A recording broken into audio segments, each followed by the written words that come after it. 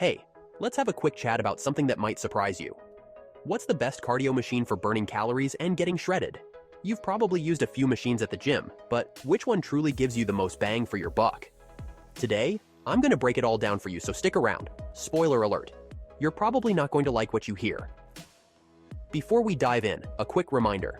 I'm just sharing what I know based on years of experience and a background in exercise physiology. I want to give you all the tools to make smart choices when it comes to cardio and fitness. If you're ready to learn and maybe rethink your go-to cardio, keep watching, because what I have to say might just shock you. The worst cardio machine for burning calories. The stationary bike. If you've ever been told that the stationary bike is a great way to burn calories, I've got some bad news for you.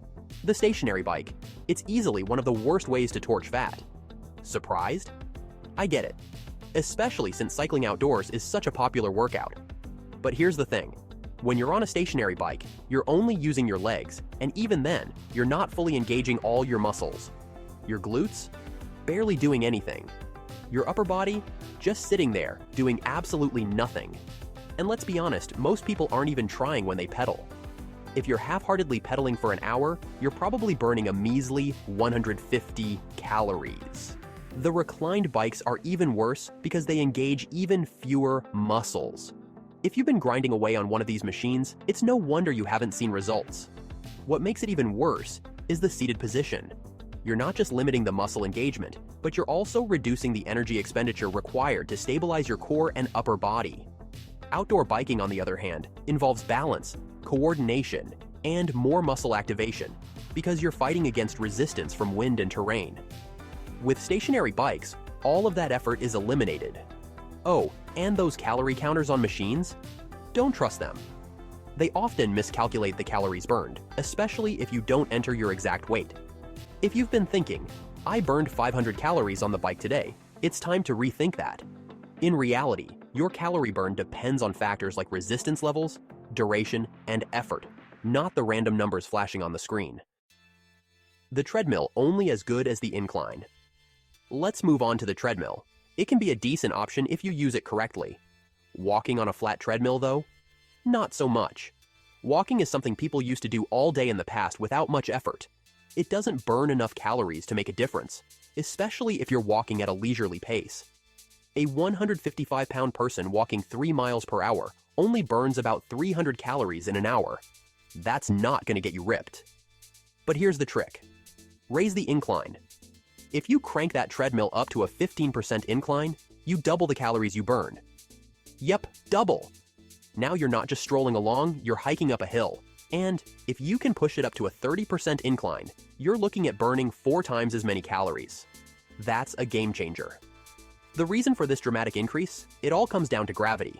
When you're walking on an incline, you're lifting your body weight against gravity, which takes much more effort. You'll engage your hamstrings, glutes, calves, and even your core to stabilize yourself. This transforms a light walk into a challenging workout. Don't hang on to the treadmill for dear life. If you're holding the handles and leaning forward, you're taking away the benefit of the incline. Instead, keep your hands loose or lightly resting. Trust me, you'll feel the difference. Another trick? Walk at a pace that challenges you but is sustainable. That way, you can increase your endurance over time without feeling exhausted after 10 minutes. If you're enjoying this so far, make sure to hit that like button and subscribe. It really helps the channel grow, and you won't want to miss more fitness tips coming your way. Let's keep going. The stepper calorie burning machine, if done right. Next up is the stepper. This machine has a lot of potential, but only if you do it correctly. It's like climbing a never-ending ladder, engaging your legs, glutes, and core. When used right, the stepper can torch some serious calories. But here's the thing. Most people cheat by leaning on the machine or gripping the rails too tightly. If you're locked in place and letting the machine do the work, you're not burning as many calories as you think. The key to using the stepper effectively is in your posture. Stand upright, engage your core, and take steady steps. Avoid locking your arms or bending forward because that reduces the work your muscles need to do. If done correctly, the stepper can burn between 400 to 800 calories an hour, depending on your weight and effort level. And yes, the more weight you carry or the more you weigh, the more calories you'll burn. It's simple physics. And don't even get me started on those calorie counts you see on the display. They're often way off. People see 1,000 calories burned and think they're ready to reward themselves with a cheat meal, not realizing the actual calories burned might be half that. Precision matters when you're trying to hit your fitness goals. The rowing machine, great for bursts, tough for long sessions. The rowing machine is another popular choice, and it can be effective for short bursts. Rowing works both your upper and lower body, but it's not ideal for long cardio sessions. Why? Because it's tough on your lower back, and poor form can lead to injuries. If you're rowing like crazy one day and the next day you're trying to deadlift, you're setting yourself up for overtraining. Use the rowing machine sparingly and focus on good form if you do include it in your routine. When rowing, you engage your legs, back, and shoulders, but if you're not careful, it's easy to strain your lower back. The motion should be smooth and controlled, with a strong push from the legs, followed by a pull with the arms. If done correctly, rowing can burn 500 to 700 calories per hour. But because it's so demanding on your body, it's hard to sustain for extended periods. Elliptical, the underrated calorie crusher. Now let's talk about the elliptical. My top pick, the elliptical works your whole body, engaging both your arms and legs. You're pushing, pulling, and moving, which makes it one of the most effective machines for burning calories. It's also low impact, which is great for your joints.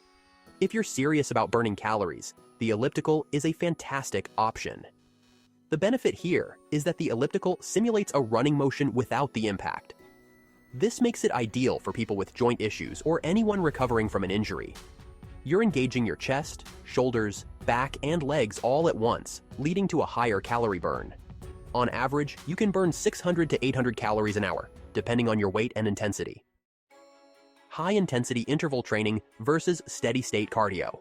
Which is better? Now, let's clear up some confusion about high-intensity interval training. If you think you're doing high-intensity interval training, you might actually be doing interval training. True high-intensity.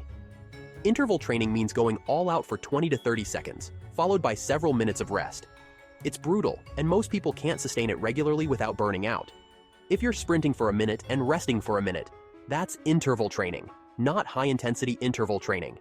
For most of us, steady-state cardio is the way to go. Stick to a pace you can maintain comfortably for the entire session. It's less taxing on your body, and over time, you'll build endurance and burn more calories as you become more efficient. Plus, steady-state cardio promotes consistency, which is key for sustainable weight loss. Consistency is the key. At the end of the day, the best cardio workout is the one you'll actually do. Consistency is what matters most. As you build up your endurance, you'll burn more calories over time, even at the same pace. So whether you're on the treadmill, stepper, or elliptical, the goal is to keep going and make steady progress. Focus on small improvements, like increasing your speed or incline over time. Thanks for hanging out with me today. If you found this video helpful, make sure to hit that subscribe button and tap the bell so you don't miss any future uploads. And hey, if you're still curious about which workouts are best for you, click on the video to the left or the right. There's a lot more to learn, and you're not going to want to miss it. See you in the next one.